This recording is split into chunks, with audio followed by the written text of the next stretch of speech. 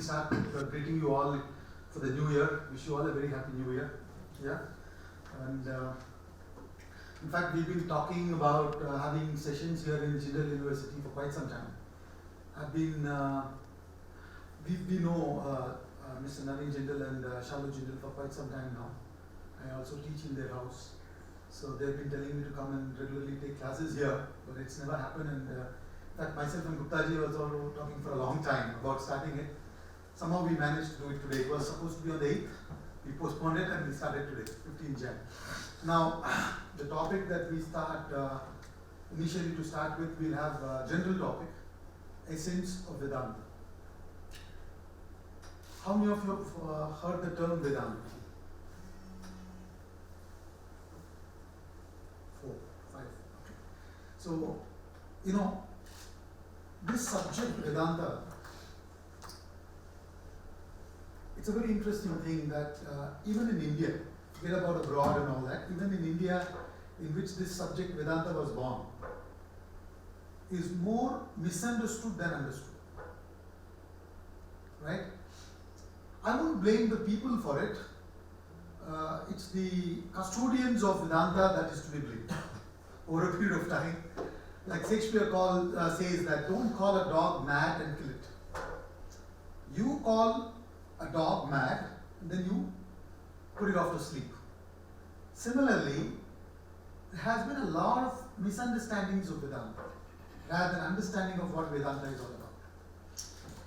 Vedanta has been understood as a religion of resignation, renunciation. In fact, when Guptaji talked about himself a little bit, he used the word renunciation. He said sannyas. Sannyas is in Sanskrit, renunciation is in English. Now, before I get to introduce Vedanta, let me say that the essence of Vedanta is renunciation. Essence of Vedanta is sannyas. But the term sannyas is misunderstood. That's where the problem is. They think it is resignation, it's retirement. It is not retirement. It is actually getting more into action, renouncing the wrong notions. When you eat a chocolate, the chocolate comes with a wrapper. Now you're supposed to take the package and eat the chocolate. But if you eat the chocolate with the wrapper and then say, I'm not able to enjoy the chocolate, what it is, everybody seems to enjoy it, what is this? So exactly the same thing what Vedanta also says. There are certain things which has gone into a system, which are notions which are wrong, they need to be eliminated. So renouncing that, may you enjoy your life. So let's get on to the subject Vedanta. Now Veda means knowledge, Anta means end. Vedanta is a combination of these two terms, Veda and Anta. End of Vedas, the end portion of Vedas. There are 4 Vedas, as you know, Rig, Yajur, Sama and Atharvana. Each Vedas have 4 parts to it, Mantra, Brahmana, Aranyaka, and the last part is Upanishads. See, the last part of Vedas talked about the philosophy of life and living. So that last portion which deals with how to live. Who are you? Why are you here? What is the purpose of life? How to live?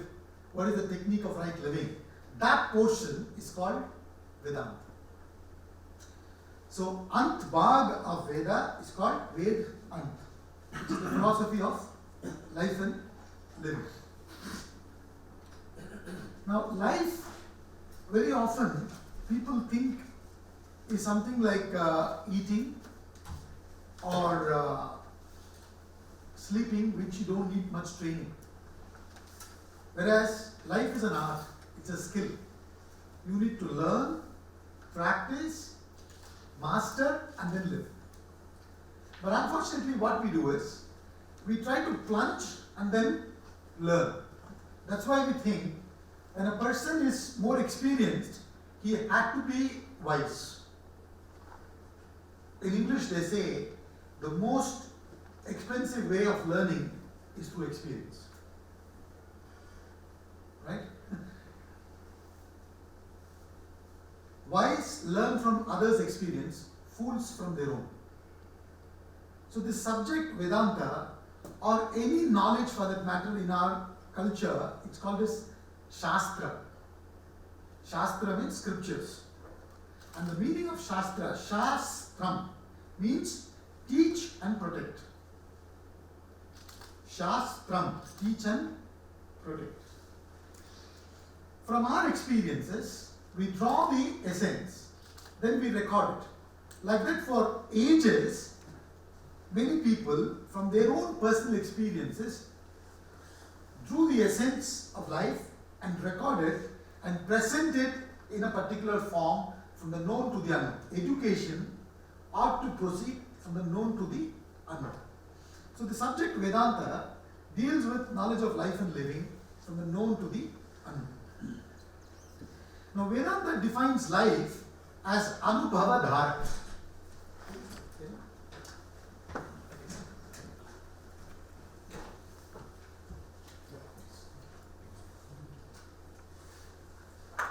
Vedanta defines life as Anubhava Dhara. Dhara means stream. Anubhava means experiences. So the flow of experiences is life. When experiences flow, it is life. From the time you are born till the time you die, from womb to tomb, all of us are just going through various experiences. Now also you are going through a certain experience.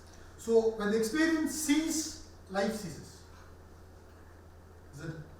When the experience ceases, life ceases. So life is full of experiences. And one unit of experience, what is the unit of experience? Experience is one experience. One experience is one unit of life. Am I right? So now, all of us in life are trying to better our living standards, living experiences. We are trying to improve our experience. Why do we have to go to school, college? By learning, we think we can improve our way of living, isn't it? So, therefore, if you want to really improve your experience, you need to study what an experience is all about. If you want to improve your life, you want to study what an experience is all about. An experience is constituted of experiencer and the experienced, subject and the object. Experiencer plus experienced equals experience. Isn't it? The experiencer, you, contacting the experience, the world, you get the experience. So when you contact the world, you get the experience. So life means you are in contact with the world. Now it is foolish to think that one can resign from life, because wherever you resign, there was a time when I used to smoke 20 cigarettes a day. I got that habit when I was in the college. Yeah. So 2 packets of cigarettes a day. I got rid of it many years ago. But I used to think I just have to leave this place and go to Himalayas to gain control over my habit of smoking. But then I realized that even if I go to Himalayas and the windy paths, there would be an advertisement saying, wills made for each other. Right? Wherever I go, I'm not going to run away from the world. Where can I run away from the world? If I'm living, I have to live in the world. I have to be in contact. There is no such thing as resignation. Please understand this. It is the spirit of resignation. It's not resignation. And what has to be resigned? We'll talk about it when we proceed. So, experiencer, contacting experienced is experience. You contacting the world is life. Right? That is experience.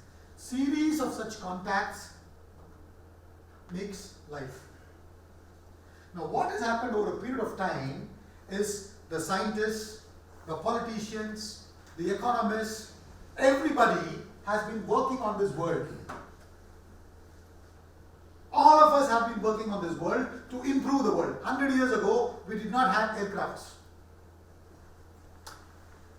Now we do. Even the emperors, King Ashoka, Emperor Ashoka, Emperor Akbar, nobody had air conditioners. Today, even somebody who earns very little somehow struggles, and in EMI he gets an air conditioner. So now you tell me, are you living in a better world or are they living in a where they're living in a better world. World has improved. When Vivekananda went from India to Chicago to deliver his lecture, it took him 2 months. Now you can go to US within 15 hours, 13 hours, depends where you go in US. Direct flight non-stop. So we have been constantly working on the world. Yet on the other side, if you see, psychologists, the need for psychiatrists, and all this has been mushrooming quite a bit in the modern world. On one side, we have been improving the world. On the other side, the quality of our life seems to be deteriorating. The number of divorce rate has increased all over the world. Two people falling in love, wanting to live together, who claim to have understood each other after having been in courtship for quite some time, come together. Unfortunately, they're not able to live together. I'm not suggesting that they should stay and live together somehow. I'm not suggesting that divorce is wrong. But the fact of the matter is that there seems to be a lot more disharmony. So why is this? Because what Vedanta says is, there has been too much emphasis on the world, but there has been very little emphasis on you. Who are you? What are you? What is your essential self? Who are you essentially? If you are lost in a desert and you are lost without a mobile phone, you don't have a mobile phone, how would you get back to your city? If you go to Dubai and you went for what do you call that? Sand dune bashing, they go now? Desert safari. Yeah. If you go on a desert safari and you're left there without a mobile phone and no vehicle, nothing, you have to get back by walking, how would you get back? Next day. Anybody? You are seeking help from star. Sun. Sun, you know the direction in which it rises is east. Venus is the northern star. Okay, fine. Star in the night, morning in the sun. Okay, whatever. Now, I give it to you. Now, sun rises in the east. Now, once you fix that, then you know northeast, southeast, northwest, southwest, north, south, east, west. Everything you know.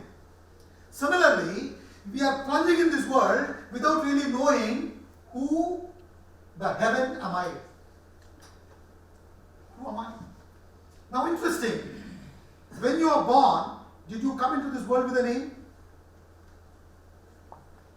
And let me tell you one more thing. When we leave, one day all of us have to leave. And when we leave, for sure there is no name. In Tamil, there is a scripture called Tirumular's Tirumandiram. It's Tirumandiram written by Tirumular. Now, there's a verse I'm going to quote now, and I'll explain to you in English. ஊரெல்லாம் கூட்டி உறக்க அழுதிட்டு பெயரினை நீக்கி பிணம் என்று பெயரிட்டு சூரையாம் காட்டிடை கொண்டு போய் சுட்டிட்டு நீரினில் மூழ்கி நினைப்பிழந்தாரே. That's what it says. What it says is, ஊரெல்லாம் கூட்டி உறக்க அழுதிட்டு. When a person dies, those days it was telegram, now SMS, WhatsApp, emails and all sorts of things you have. So you inform everybody, ஊரெல்லாம் கூட்டி உறக்க அழுதிட்டு. They loudly cry, weep. Right? And பெயரினை நீக்கி பிணமென்று பெயரிட்டு means you are rechristed. The name that you had is removed. You are given another name. They will not ask, has Lakshmi Narayanan come? They will say, has the body arrived? Right? So, பெயரினை நீக்கி பிணமென்று பெயரிட்டு. You are rechristed as a dead body. Right? And then, சூரையாங்காட்டிடை கொண்டு போய் சுட்டிட்டு. You are taken, the body is taken to the cremation ground and they cremate. Then, what do? In Indian tradition, they go to the neighboring river or what do you call the tank, then take a dip, and when they come out, he says, they forget you. ஊரெல்லாம் கூட்டி உறக்க அழுதிட்டு பெயரினை நீக்கி பிணம் என்று பெயரிட்டு சூரையாங்காட்டிடை கொண்டு போய் சுட்டிட்டு நீரினில் மூழ்கி நினைப்பிழந்தாரே. They forget about it and then they carry on with their life. That's what you are supposed to do. You not sit and cry over the spilt milk. So now, what happens is when I ask you, who are you? You come up with your name. Now, name is something that you did not come into this world with. Name is something that you will not get out of this world with. It is given for identity purpose. It is given for transaction purpose. It has very big meaning from the transaction point of view. Now, in this group, if I say, hey, you. Now, you don't know whom I am addressing, right? So, he may say, yes, sir. He may say, yes, sir. Everybody may say, yes, sir. But if I say, Gupta, then he says, yes. Everybody else minds their own business. It's like in computer language, they have that address, right? It's specifically addressed to that person. Mr. So-and-so, who is a faculty of this particular department, who is in this particular floor. So it is helpful for transactional purpose. Similarly, money. Swami Ramtita says money. When he talks about money, he says money is nothing but something that can buy iron and gold. Iron and gold is good for buying iron and gold. If I have to come to this class, I need a vehicle. Wherever I am staying from there to be brought here, I need vehicle, etc., etc. All these are for transactional purposes, but over a period of time, what happens is I allow myself to be conditioned by it. Though we refer to our body as my body at many times, but deep inside, what am I thinking? This head to toe is me. Now, what I am saying now is extremely important because what you think about yourself is more important about what others think about you. But unfortunately, in the world, we give more importance to what others think about us than what I think about myself. And the more, the worsening factor is that I am limiting myself. I am conditioning myself to believe that I am this name. Or I say I am an engineer, I am a doctor. That's what you do, that's not you. That's your name, that's not you. That's what you do, that's not what you are. Then you say, I'm a man or a woman. Man or a woman, for heaven's sake, is defining your sex, that's not you. You have manifested in this world as a man or a woman. That's your sex, that's not you. Indian, American, it's talking about your nationality, not you. So there seems to be so much of knowledge about myself, but I really don't know who I am.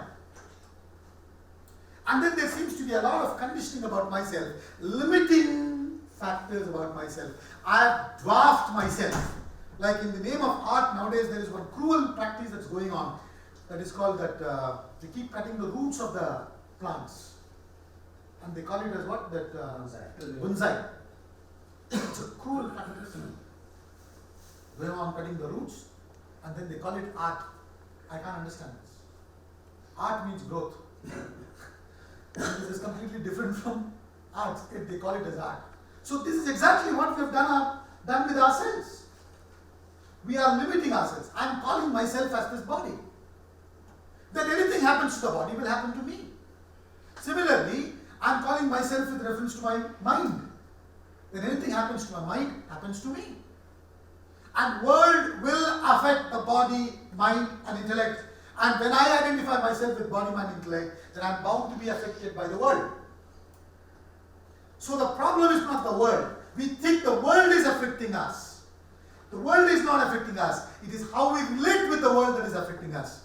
How we think about ourselves, and with that limited thinking, when I contact the world, then the world seems to be affecting me. It is impossible that the world can affect you. I give you an example. Magnet, a piece of magnet you have, iron and wooden stick. Iron rod and wooden stick. If you take the wooden stick to the magnet, will it reflect?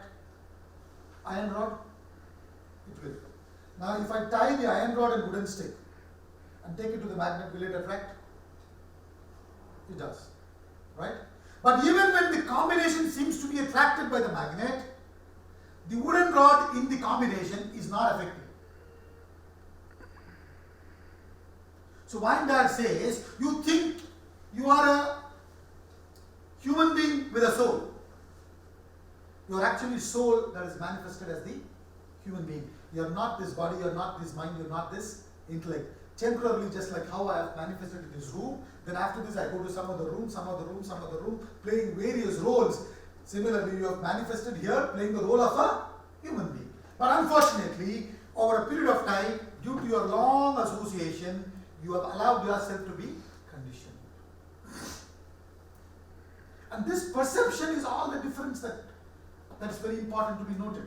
Stephen Covey gives a beautiful example to deliver this point. He says, a gentleman was traveling in the train and in the US, and it was very quiet.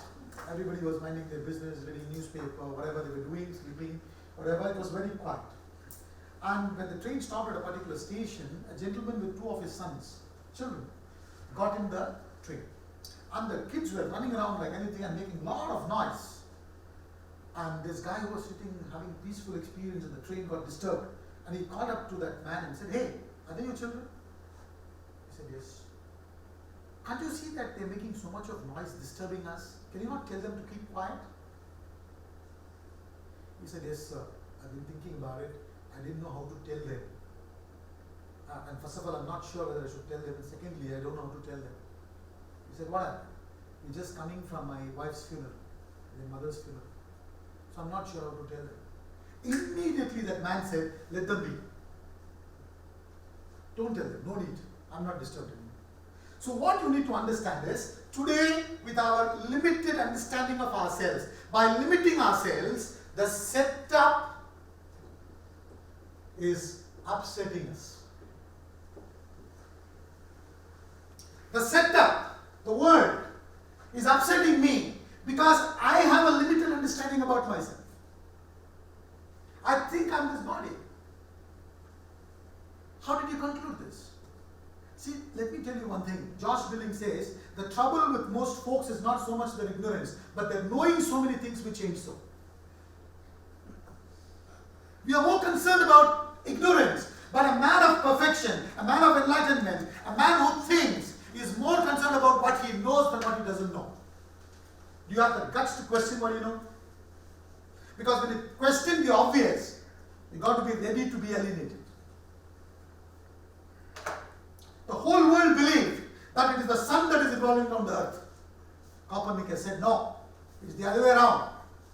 Church did not accept that. He had a lot of problem. But the truth is, today we know that it is the earth that revolves around the sun. See, please understand this. Human ego doesn't want to accept that it is not the center, but it is the periphery. When you are at the center and the sun is revolving around you, you feel good.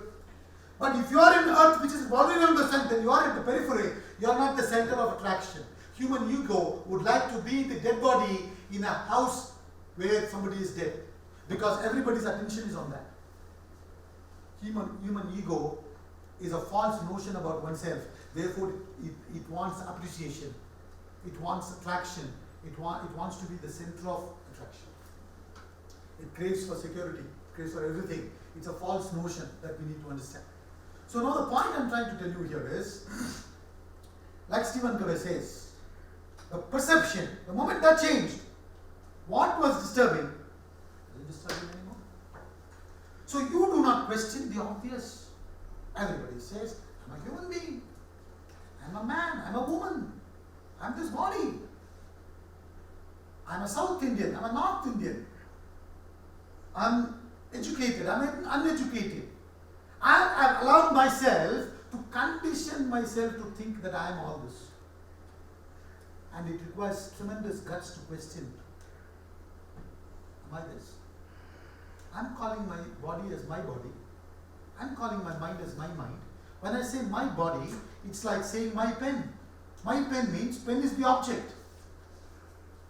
It belongs to me. I'm different from the pen. So when I say my body, body belongs to me. I'm different from the body. Are you with me? Yes. So my mind, my intellect, my name, my sex, my nationality, my. The my is the owner. Now, who the heaven this my is? This I is. Even my name is not given by myself, by somebody else. You can change it later on. You put it in the Gazette and change it if you want to. At least that option you have. But many of us don't exercise that option. But what we need to think about is not whether I chose my name or not. Am I that name? Are you with me? So what happens is I'm limiting myself. Nobody else has limited me.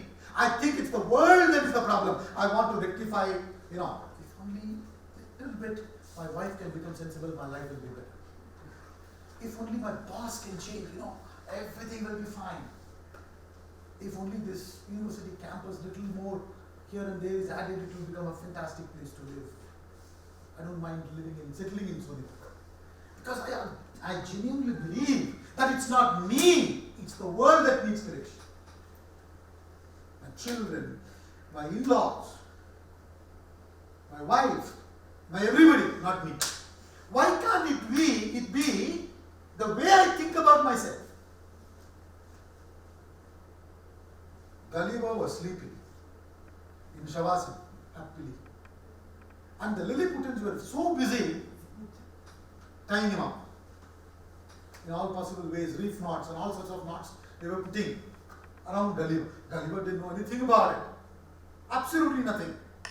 So now, when Gulliver woke up, like any one of us, when we wake up, we stretch. Have you seen cats and dogs? They also do. Oh, they were stretching. Gulliver just stretched. All the knots came pat, pat, pat, pat. Vedanta is asking you, why don't you stretch? Who is stopping you from this questioning? I talked about scriptures, teach and protect. The form in which they teach is Q&A sessions. Question answer. Bhagavad Gita, Q&A. Upanishads, Q&A. Everything is question answer. If you do not question, there is no question of growth. Please understand this. If you don't, and the most difficult thing is to question the obvious. Because if you question the obvious, your friends will look at you. What's wrong with this guy? What is wrong? I think he's slowly going mad. I have to be careful with him. Because everybody is thinking that he's a man, he's a woman. And if you question, am I a man? Hey, what's wrong with you? That is the fear. The fear of being alienated. The fear of being alone. But please understand, when same thing what happened to Copernicus happened to Galileo. Galileo said the earth is not flat, it's round, spherical. He was stoned to death. He was stoned to death. But the fact is, we know that it is not flat, it is spherical. Similarly, you think ordinarily the perception is what? That the light is coming from the moon. Isn't it? All the poetries, whether anything, whether it's South Indian or North Indian poetry, they refer moon. Moonlight. In moonlight, I was sitting with my beloved, we were happily talking, etc., etc. Moonlight is a word that is commonly used. My question to you is there light in the moon? But our common perception is what? Light is coming from the moon. But when science questioned and probed, science told us that there is no light coming from the moon. There is no light in the moon. Moon is just a satellite. The light belongs to the sun. It is just reflecting sun's light. Are you with me? So similarly, the goal of life is happiness, freedom. Whether you are Indian, American, European, whoever you may be, white, black, whatever you may be, the one thing that you are searching for in life from the time you are born till the time you die is happiness or freedom. So in Sanskrit we call it as dukkha nivritti and sukha prapti. Dukkha nivritti means avoiding sorrow.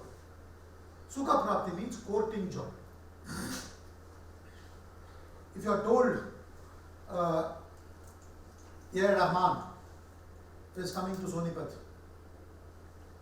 Shah Rukh Khan or Virat Kohli is coming to Sonipat, then you look forward. Because courting Virat Kohli, you think you will get joy. If you are told your mother-in-law is coming, you take 1 month off and leave the place, right? Avoiding sorrow. Just an example, don't take it personal. So, now the thing is, all that we are doing from the time we are born till the time we die is this. What? Avoiding sorrow, courting joy. Why? Because I think happiness is out there in the yonder. That's what everybody is thinking. Artha Shapana, German philosopher, tells us that it is difficult to find happiness within, but it is impossible to find it elsewhere.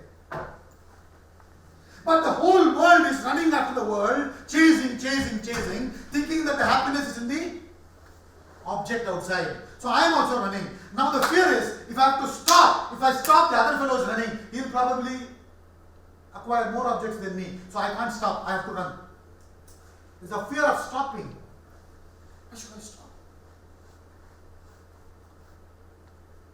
Are you with me? Because it's obvious. When you are born, you go to school. Then what? Go to college. Then find a job or business. Get married. Then what? Produce children. Then what? Put them in school, college, job, business. Wishes I do. And another problem for an Indian. Oh, my daughter is not getting married. My son is not getting married. Now, listen. When your children have crossed 18, your friends, just let them be. You should have done your parenting before that. So the problem in India is, if you are 90 and your son is 65, you would still think he doesn't know how to cross the road. It's a very big issue. And he's serious about it. He's not joking. He's seriously thinking, my God will take care of my son after me. For heaven's sake. You know.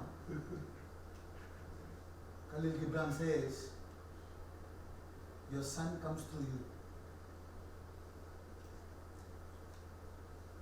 You don't belong to you. The children come through you. They don't belong to you. You have an obligation to just take care of them. Take care of them means what? Not give thoughts. Shakespeare says don't give thoughts. Make them think. Universities ought not to give thoughts. We are not here to give information, especially in this Google revolution. Information, you will just get it when you put it up in the Google. We are supposed to make them think. Educate means to eke out, to draw out by questioning, by allowing them to question. So our business is to make them think, but what we do is we keep giving thoughts. So another thing we need to understand about Vedanta is, Vedanta doesn't propagate do's and don'ts. Just makes you think by allowing you to question. So then you question the obvious. Oh, everybody seems to run after the material world. Is there happiness there? A sensible thing to do is to question. Like I told you, I used to smoke 20 cigarettes a day. Now, in fact, I used to be in marketing in engineering field. So I used to go to these different industries in Tamil Nadu and Kerala those days. In one of the oil corporations, the managing director's table was as big as this. And on the table, he had a very big placard which used to say, by all means, you are most welcome to smoke in this room, but please do not exhale. You understand? He hates cigarette. If there was happiness in cigarette, it should give everybody. How can it not give to somebody and give to somebody? That means happiness is not inherent in cigarette. There's a man waiting to divorce his wife. He's filed the divorce in the court. He's waiting for the divorce to come through. Another man is waiting for the divorce to come through so that he can marry her. If there was happiness inherent in the woman, then how is it possible that one gets it, one doesn't get it? You don't stop to think. You don't stop and question. It's obvious. Everybody is running. I must run. I dare not question the obvious. Sir, you are more worried about what you don't know, but if you were a Vedantin, you would be more concerned about what you know. I would take a list of all I know and start questioning it, but privately. Because if I come out and tell, then the colleagues will think this guy is going mad. Certainly. But it's a fact. It requires guts to question what you know. What everybody believes is right. Socrates was poisoned. Jesus Christ was crucified simply because they spoke the truth. Truth is not what we want. What we want is that which pleases our ego. But if you want to lead your life happily, you need to question and go by the truth. if you have this wrong understanding about yourself, you think that you are this body, you are this name, you are this height, you are this weight, you are this, then what Vedanta tells you is that please understand, like in the poem Pineapple on the Pea, William Cowper says, folly the spring of thy pursuit, disappointment thy fruit.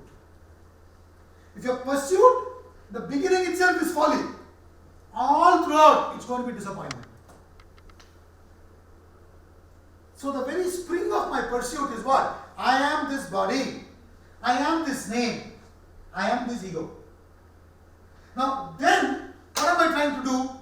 I am limited. So how can I feel unlimited? By acquiring as much as possible. And to acquire as much as possible, how much struggle I have to go through? Isn't it? There has to be tremendous practice for Nadal and Federer and all that to get that cup. And you know, worse than that is the stress that they go through because they are defending champions. That's enough to finish. It's the albatross around your neck. Defending champion. Now you can't walk properly. After having won the tournament. Maintaining the status quo is the most difficult thing. Please understand this. To come to a particular status, you mortgage your life. And then, having come to that status, to maintain that status quo, you go through hell. And there is fear. Who's going to take away my trophy? That desire, when it is there to acquire, when I am not able to acquire or something is going to come in between, there is agitation. Having acquired, there is fear of losing it. Then I compare myself with somebody who has more than me. I have jealous. I compare myself with somebody who has less than me, arrogance. So all sorts of mental disturbances I go through. Why? Simply because I thought I am limited. You with me? Now if the same perception of inquiry, if you change, I am not limited. I am that unlimited consciousness that is expressing through the body, mind, intellect, which are limited. So when the body is born, I am not born. When the body dies, I don't die. Of course, the body has to die, not me. So then, can the death cause me stress? Can anything in the world cause me stress? Can the setup upset me? Impossible. Next thing that we would all of us would love to do in life is freedom. No children like to be told what to be done, what ought not to be done, isn't it? Especially in South India, I remember, they tell children not to stand on the threshold, especially on one leg. If you come from South India, you know, children likes to stand like this, one leg. And they also go and stand on the threshold, the doorway. So parents say, don't stand there. Children don't like it. No children likes do's and don'ts. So what they do is after that father or mother has gone, they go and stand there and they do this and say, You understand? Because nobody likes to be told, do this. Because you are essentially free. Now the problem about freedom is that you think you are free if you do what you like and avoid what you don't like. Now is that freedom? Is that really freedom? That is licentiousness, that is not freedom. Whatever I like I can do, whatever I don't like I can avoid. I think that is free. I am a free person. Nobody can tell me what I should do, what I should not do. I do whatever I like.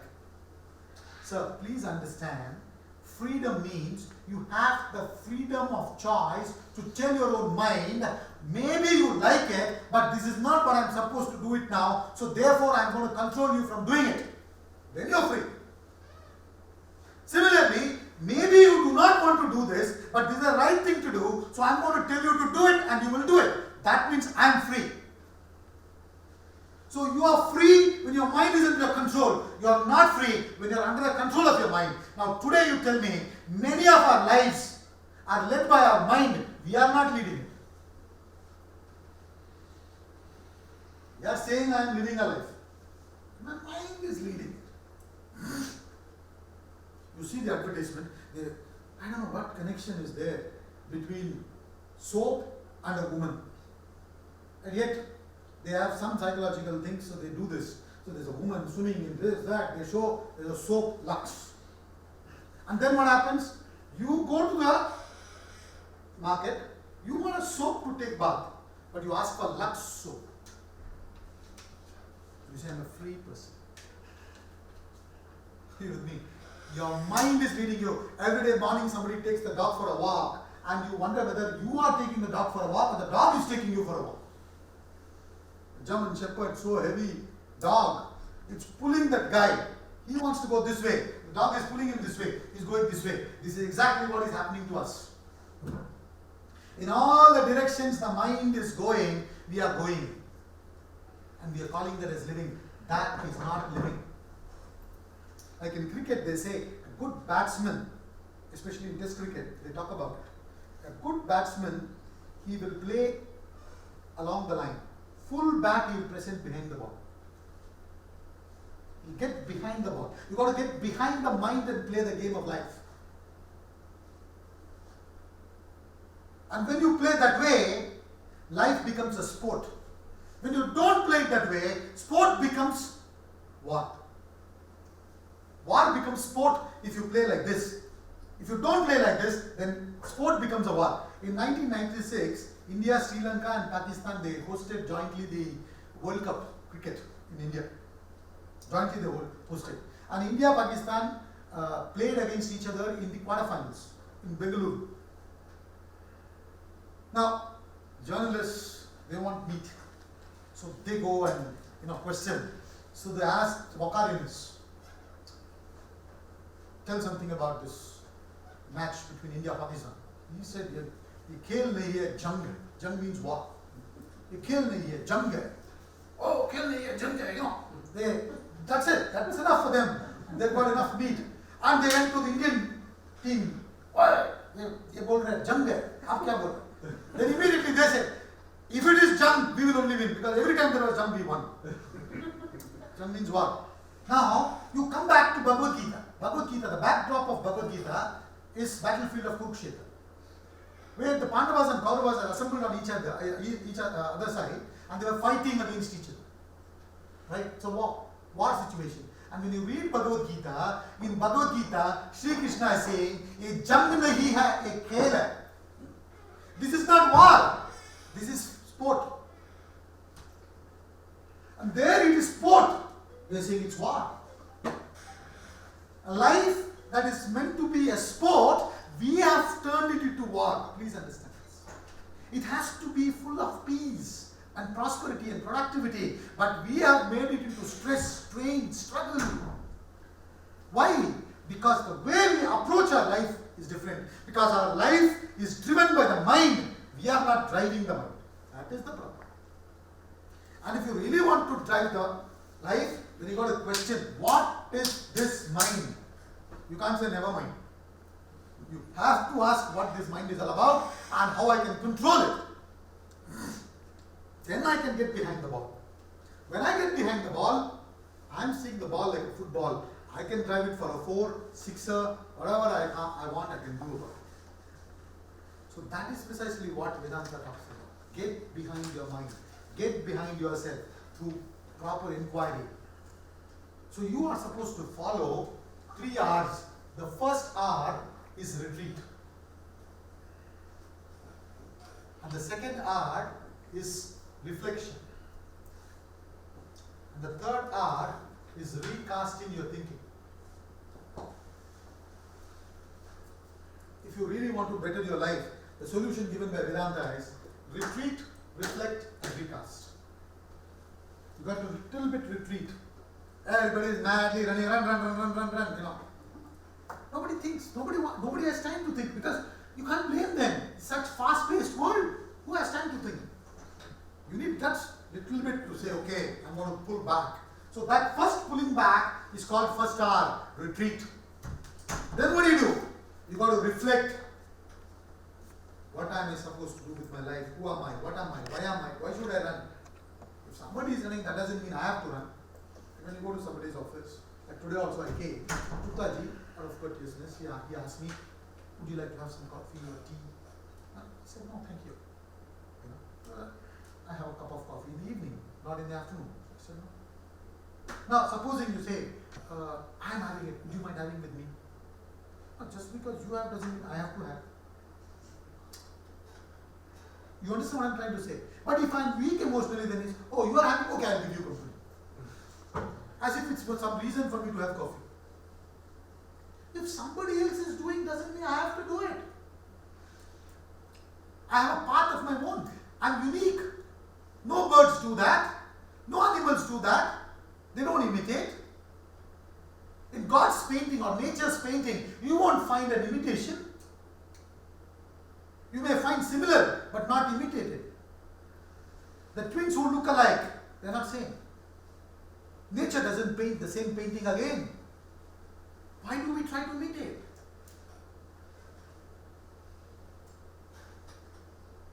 You with me? Yes. So because of this wrong thinking about myself, where I limit myself, I look forward for Friday evenings and not Monday mornings. Action is the insignia of life. Inaction is death. River continuously flows. There is life there. You can produce electricity. Fishes and everything thrive there. The water is possible for you to be drinking it. But there is stagnant pool. In the stagnant pool, the water is not moving. It gets dirty. Foul smell. So when there is constant action, there is life. You say there is more life in Mumbai. There is more life in New York. So much of action. And yet, what is our mind saying? Weekends, vacations. I look forward for the winter break, summer break. We all want break. And let me tell you, there is no Sunday for sun. If sun takes 7 continuous days off, life will be extinct here. Yet we all look forward for Friday evenings. Thank God it's Friday. This is a restaurant, TGIF. We all look forward for Friday evenings, not Monday mornings. Why? Because there is a belief again, thinking again, conditioning again, that it is my work that is giving me stress. How can work give me stress? It's my attitude to work, it's my approach to work that is giving me stress. Please understand this. There was a king who was noble, ruling his kingdom very well, great administrator, but he was going through a lot of stress. So he asked his ministers, please tell me, I want to get rid of this stress. I don't know how to do it. Who can teach me how to be free of stress? He said, the minister said, no, you go to the Himalayas. There's a great sage. You go to him, surrender to him. He will teach you how to become free of stress. He'll give you some techniques, some meditation techniques and all that. So he said, okay, I'll go. So he went to Himalayas and he found him. He prostrated to the sage and said, I'm the king of this kingdom. So, but I have lost the peace. So I've come to you to gain the peace. I'm told you teach me some techniques with which I can gain peace. So he said, oh, okay, very good. I can teach you all that. That's fine. But it'll take you a few days to master it. You might have to stay here and practice it. But till then, who will rule the kingdom? Maybe a month or two. So who's going to rule the kingdom? He said, that's a correct thing. Who will rule the kingdom? So he said, okay, whoever is going to rule the kingdom should be a peaceful person. I can't think of a more peaceful person than you in this country. So I am going to coronate you as the king. You go and rule while I am practicing meditation. So he said, okay. The sage accepted, fine. So the sage was now coronated as the king. Okay. Now he said, okay, please teach me the technique. He said, excuse me, 1 minute. Now that I have become the king, now I can't teach you till I have delegated work properly, because it will also take me for a week to teach you this. So one week who's going to rule. So I need somebody to take care of the work. So now I'm thinking about appointing a CEO. You understand? I don't have any experience of ruling a kingdom, but I can appoint a CEO. Now, I'm the king, I'm looking for a CEO. Now, the best candidate for CEO is you in this country. Nobody else? Because you have the experience. So now, as a king, I am appointing you as the CEO. Go back and rule now. Now he has to follow the king's rule, king's order. So he went back and ruled. Now, one thing he found strangely, week after week passed, he said, I'm doing the same job, but I'm not stressed anymore. Earlier I was stressed. Why? Because I had the ownership. Now I'm not stressed. Why? I have a trusteeship. Same thing I'm doing. पहला ownership था, अभी trusteeship है. There was a guy who was traveling on a bullock cart, and he was keeping all his luggage, 3-4 suitcases on his head, and traveling on the bullock cart. Somebody said, "Hey, what are you doing? What do you keep it on the bullock cart?" No, the bullock is already carrying me. I don't want to burden the bullock further. Huh? If I am standing and talking here, the gravitational force is taken care of by some power. I don't know what it is. If I am eating and sleeping, the food is getting distributed, digested, whatever needs to be evacuated, everything is going on. Who is taking care of it? Why should I carry everything on my head? And when I go to the airport, I check in my baggage. I sit in the flight, order my drinks, sleep, watch movies, whatever I'm enjoying, because I've checked in my baggage. Here I'm refusing to check in because of the fear.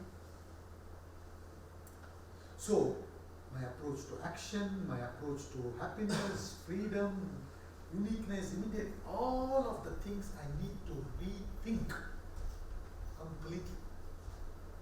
Because I'm thinking, what can give me stress? How can work give you stress? In the morning, let's say your office is 3 kilometers away from your home. And every morning you walk 6 kilometers. So you walk up to the office, come back. Right? You enjoy. Stress-free. Then you come back, shower, do your puja, take your breakfast, and you are now going in your Mercedes Benz to the office, 3 kilometers, but heavily stressed. Morning 3 kilometers you walked, no stress. Now 3 kilometers in Mercedes Benz, stress. Why? When you walked because you enjoyed working. Now you are not working because you enjoy working. Your work, you have some motive. Work is means to achieve something. Are you with me? If I work, I get this, with that I get that, then there's a motive. That motive gives you stress, not work. Please understand. So, all that I am trying to tell you here is essence of Vedanta when you say is this question. Question the obvious. Then reflect. Then recast your thinking. Then you may do the same thing what you've been doing before. Like the king. Same thing he was doing before also. So you can go to the same school, college, find a job or business, get married, produce children, or you decide not to do it. That's up to you. Are you with me? You can remain single or you marry, whatever you want to do, you do with your life. But you now begin to live your life. Earlier, you were not living your life, you were merely existing. There's a difference between living and existing. It's like reading and listening. When you listen, now, whether you listen or not, I will be going in my thoughts. But when you're reading, you will not be able to turn the page unless you have read that page. Are you with me? In reading, there is paying attention. You are there. In listening, you need not necessarily be there. Are you with me? Similarly, in living, today, what is happening is, you are existing. We all aspire to live more than 100 years. But Swami Ramtirtha lived 32 years. Swami Vivekananda lived 39 years. In 39 years, Adi Shankara lived 32 years. In these 32 years and 39 years and 40 years, what they achieved, in 100 years we have not achieved. So it's not the length, it's the depth. So it's not existing, it's living. Are you with me? So the way we are leading our life, I'm going to give you one actual interview between Jitendra. There was an actor called Jitendra in North India, who was the contemporary of Amitabh Bachchan and all these great actors. So he was interviewed once and said, "Hey, and your own daughter is a big producer, and your contemporaries are still acting Amitabh Bachchan. Why are you not acting? You are in good shape. You can act." He said, "Listen, when I grew up, when I was coming up, I came up from a very humble background. I was trying to meet both ends meet. So now what happened is my children were growing up. I was so busy acting. Now suddenly one fine day I found that they're married. We lived in the same house, but I didn't know how they grew up. Nothing I experienced. So that we have enough money now, everything now. I'm not going to work. Let them all work. I do not want to miss my grandchildren growing up." This is the difference. When you live each and every experience, you register. You go through. When you exist, it passes. So all that Vedanta says is, if you retreat, reflect and recast your thinking, then you begin to live. Otherwise, you merely exist. Thank you very much. Enjoy talking to you all. If you have any questions, you can ask. So reflect and recast, I mean, this should be the agenda for all the aspects. Yes. All the aspects. Because every aspect is important. Next question. Whether it's eating or sleeping or dancing, walking, whatever it is. In other words, all I'm trying to tell you is think and act. Not act and then think. In fact, a lot of people don't even think after acting. That is even worse. What is the correct way of living life, since we all are middle-aged and short people? What do you suggest as we are in the education industry? We need to get into a concrete program of learning. One of the things that we do in Vedanta Academy is we have a lot of classes, weekly classes. What we tell people is, every day you read for 20 minutes or half an hour. But think for 45 minutes to 1 hour. It should be more of thinking, less of reading. It's exercising your thinking faculty.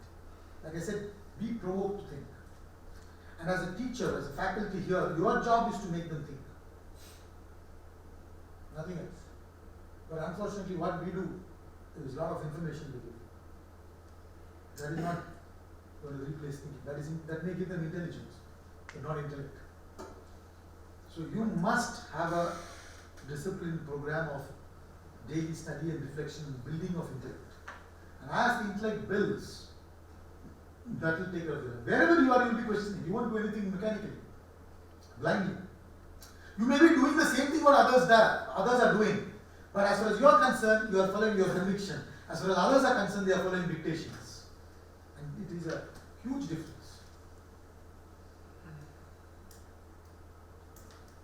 Let me ask you a question.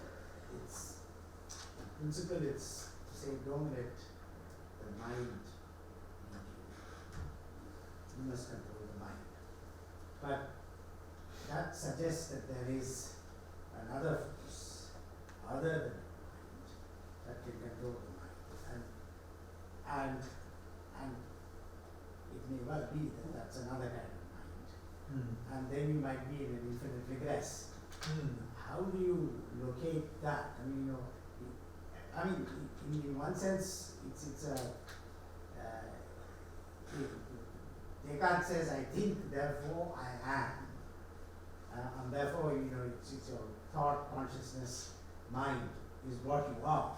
In that Descartesian view, maybe that's incorrect, but nonetheless, to be able to place a finger on what is it other than the mind that you have to control, knowing that the mind can, is leading. I mean, so this idea of self-control or to be your own legislator, you govern yourself first before you make yourself fit to govern a country or so. Correct. It is okay, but then where do you so there must be a mode, a technique, a practice. It can't be by just a switch of thought that it can happen. There's got to be some process of training. So you're asking what is that? What is that? Yeah. So every human being is a combination of a body, mind, and intellect, and soul. Soul is the witnessing factor. Soul has nothing other than witnessing to do. body, you know. Mind is the thought flow, which is not rational. There is another thought flow which is discriminatory in nature. Every human being is nothing but body and thoughts. But when thoughts are discriminatory in nature, it's called intellect or buddhi. When thoughts are indiscriminatory in nature, it's called mind. So when we say gain control of your mind, with the discriminatory thought, gain control over indiscriminate thoughts. So, for example, when I'm sitting now, my mind by itself goes to the future. Next week I'm going to meet that person, from there I will be going there. You know, my mind is by itself going. This thought flow which runs by itself without me directing it, it's called mind. Now, next month I'm supposed to be going to London for a talk. Okay, somebody is calling me. So now I am sitting, consciously directing my thoughts to plan my event over there. I am discriminatedly taking my thoughts to the future. So when I consciously take my thoughts to the future in the present, it's called planning. That's with the intellect. When my mind by itself goes to the future and it becomes anxious of the future, that is mind. Are you with me? So you control your mind with your intellect. Now every human being has this intellect as a potential. That doesn't mean he can control the mind. But if he exercises his intellect, the intellect will develop in such a way that he can control the mind. Are you with me? Now, the another thing that we generally talk in universities for the students is, when does the intellect start developing and when can you start really developing the intellect? When you are born, only the physical brain is born. Then the neuronal connections happen. The real intellect questioning and all that starts around 10, 11, 12 times. So in the brain also is what is called as prefrontal cortex. That also develops around the teenage. Now unfortunately, it's the same time the hormones changes happen in the body, in the male and the female. Okay. Now there is a struggle between the hormones and the prefrontal cortex. And which one will win generally? Hormones. So that is precisely why in universities and colleges and everywhere we emphasize that there should be discipline. Freedom should be punctuated with discipline. You cannot have licentiousness. Why? Because you got to build your intellect. Are you with me? And of course, you can build your intellect throughout your life, but the best time to develop is between 13 to 25. And that's the time we live. We don't, just like how you exercise your body and build it, you got to exercise your intellect and build it. So by questioning everything, not to take anything for granted. Anything for granted. When you do that, then you are building your thinking. Now today your thinking may not be that much developed, but that's the better faculty you have. So use it. Like when you're driving a car from Delhi to Chandigarh 250 kilometers, the car headlamp can only illumine 25 meters. The distance you have to cover is 250. But the faithful use of that headlamp, which can only illumine 25 meters, will help you to reach 250 kilometers. Exactly like that, that limited intellect, when you continue to exercise, it will build strength and it will help you throughout your life. So the faculty that can control the mind is the intellect. That needs to be developed through the process of questioning and the other discipline and all. Yes, sir. Different one, but in the same thing. We say that sun rises from the east and sets in the west, and this was when the sun used to revolve around Earth, and now, as the saying says that it is actually the Earth which revolves around the sun. So is it right to be said that still sun rises? Whichever direction the sun rises is been named as east. You want to name it as west, I have no problem. You understand? No, just that so please understand, it is not that the sun rises in the east. Whichever direction it is rising is named as east. So see, like I told you, for transactional purpose, If you all agree on something, this is called duster. Convenient. Very good. It's convenient. Understanding, communication is possible. Like for example, in England, homely girl is a positive term. In America, homely girl is not a compliment. I'll tell you one more thing. In India, when couple do not have children, we say they don't have any issues. Issue means children also, one of the meaning in India. But in America, they don't know this. So once what happened, there was a Swami in a city. So when Swami comes, a lot of people go to take his blessings, right? So American couple were staying in somebody's house. So the hosts were going to meet the Swami. So they said, would you like to come along with us to meet the Swami? They said, oh wow, okay, we'll come. And everybody who went to a Swami, they had some issue or the other, problems. So they went to the Swami and they gave their issues and Swami gave a solution. Okay. So when this American couple went, he said, what is your issue? They said, we have no issues. So he said, oh, that is your issue, that you don't have any issues, that you don't have any children. So the word issue has different meanings. So for communication purpose, when we agree upon the same thing, it helps.